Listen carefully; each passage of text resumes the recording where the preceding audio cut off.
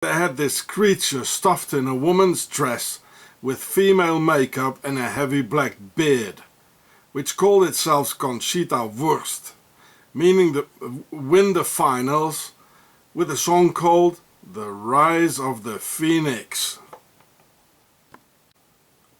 And the phoenix is the symbol for a future resurrection after death, probably the resurrection of the abominable, one also referred to as the Lord of Darkness, and the flapping of his wings can almost be heard already. It came from Austria, winning for Austria, and I wonder if the people of Austria has been done a favor by winning. I guess most normal Austrians would rather have Austria lose, as being represented by this thing in female clothes and a beard. Everything is upside down. Doctors make us sick. Banks steal our money. Cops beat us up instead of defending the population. And undefinable creatures with heavy black beards and dressed up in women's clothes get praised and worshipped.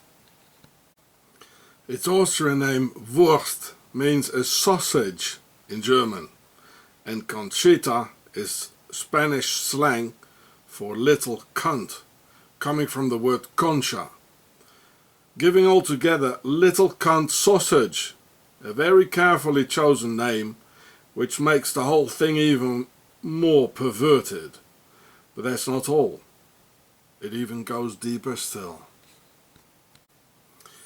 Conchita also means conception, and a name given to Christian daughters in Latin America and Spanish-speaking countries, as referring to Maria and Mary and the Immaculate Conception, thus precisely joining into the satanic agenda, and not just only the homo agenda, all in all adding up to the joy of Barry and Michael and their community.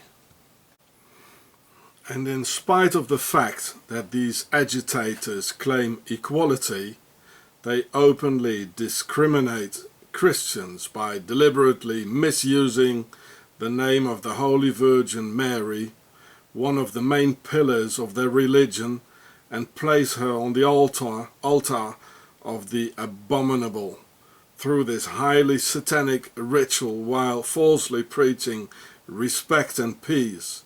And while this creature with a beard in woman's clothes openly claims in the media, "We are unstoppable," as an open declaration of war to anyone whom it concerns. And it asked, immediately after the show, if President Putin had already seen the monster show of the Eurovision Song Contest. Well, this is a weapon of mass destruction. And in spite of the fact that they cannot reproduce themselves, it appears to be that there are more and more of them, gays and lesbians. Why? I've come to the conclusion after many years of scientific research that in the case of a perfectly healthy normal woman after extensive hormonal consumption without interruption of the female anti-baby pill, hormones are being deposited in the reproductive organs and even directly pump in the later planned baby with pregnancy dissimulating hormones as estrogen and gestagen, making it quite obvious that boys filled up with female hormones will feel sexually rather attracted towards other men. A lifelong search for the stolen masculinity. This only the devil and his own true people can think of. And in an utterly witty mood, the anti-conception pill's father, Carl Gerassi, apparently said to his insider colleagues in and around the laboratory in 1951, "Double-action birth control.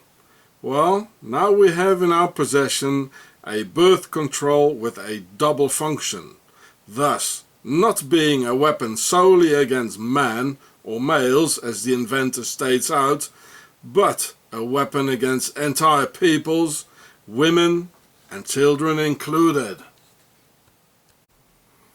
And today there's even talk of a triple action because of the excess on feminine matters or too much yin element. Male aspects as the sperms are quickly disappearing.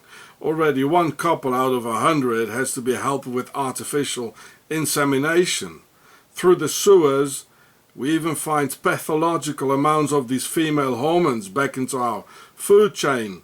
They knew it and they wanted it like this until a time will come where we have to fill in a triple form to apply for a baby with the state's official parenthood permit, plus a waiting list of 10 years at the sperm banks of the pharaohs, with of course their own genetics only. Well, this is what the newspapers say about the bearded lady who won the Eurovision Song Contest. There's some pictures and all that.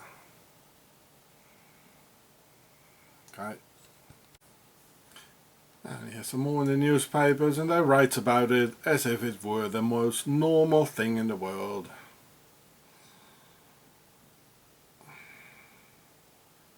A bearded lady.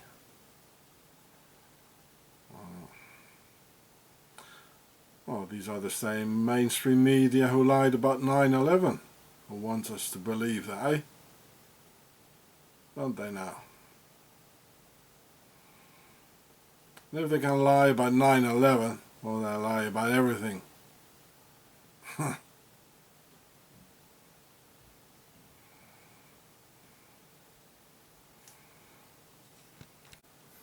So here it is in Wikipedia. See, it started in 1956, the inauguration. Oh, look, now it gets interesting. Look at this. You can look it up yourself. Look. The first contest was held in the town of Lugano in Switzerland in 1956, the host nation. And the European Broadcasting Union, based in Switzerland, Octagon, the home of the beast with the 7 heads, of the Lord of Darkness. It's always from here. You see? Oh, look it up yourself, you know. Sponge pause. It's from Switzerland. There's everything. Geneva and, you know.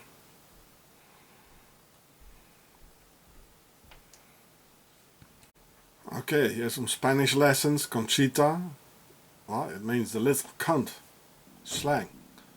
And don't you tell me they didn't know this. Oh no. Come on.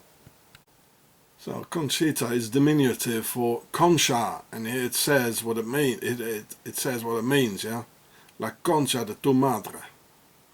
Well, this is real filthy language. Together with Wurst, the sausage, which is not really its real name or whatever it is.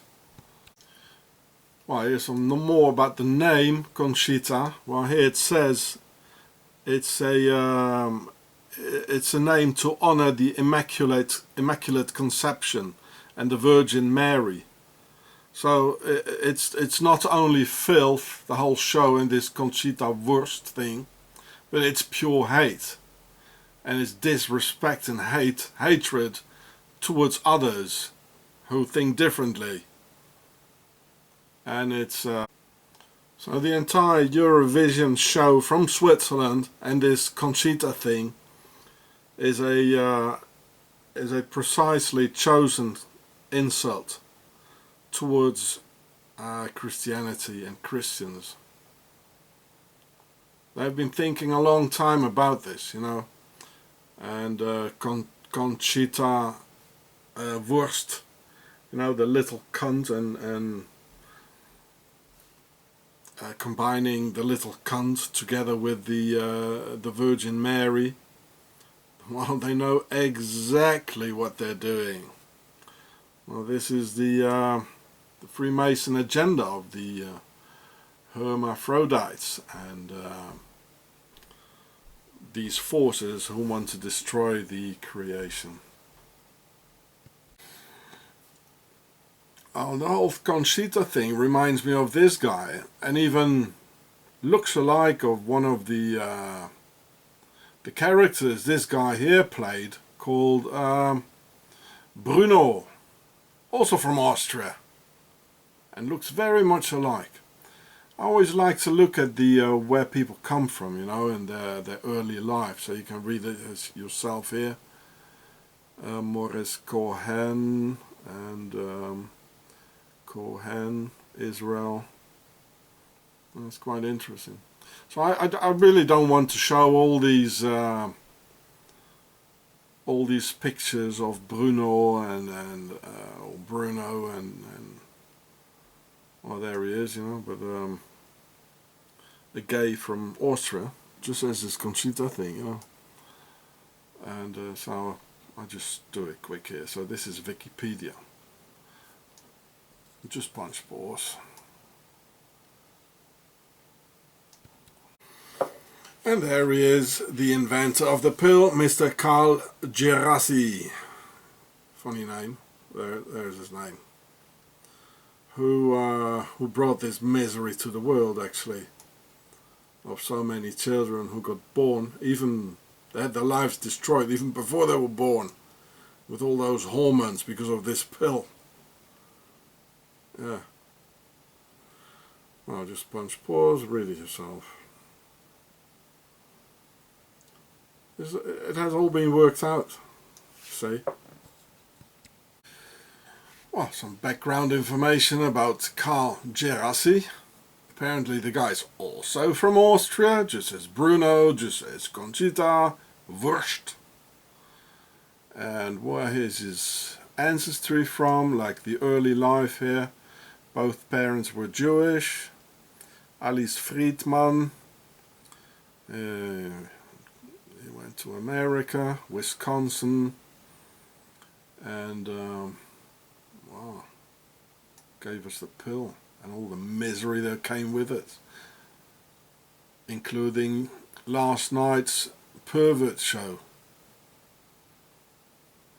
And I think it's due to the pill, yeah? So women, don't take it, please, because... And a lot of women get very aggressive of it, masculine, you know, walking around with a colt in a sheriff's uniform, and they're not female anymore, you know. Well, what else can you expect with all those female hormones? And you know, when you're taking too many female hormones, the body, there's a masculine reaction to it, you know. It's the same with bodybuilders taking too many hormones, you know, to masculine testosterone hormones, you know, to be male, the male growing hormones. Huh, they grow titties, you know. And with women it's the other way around. And when thinking about the children who suck it all up like for 10 years, you know, it's everywhere, you know. They will be looking for their lost and stolen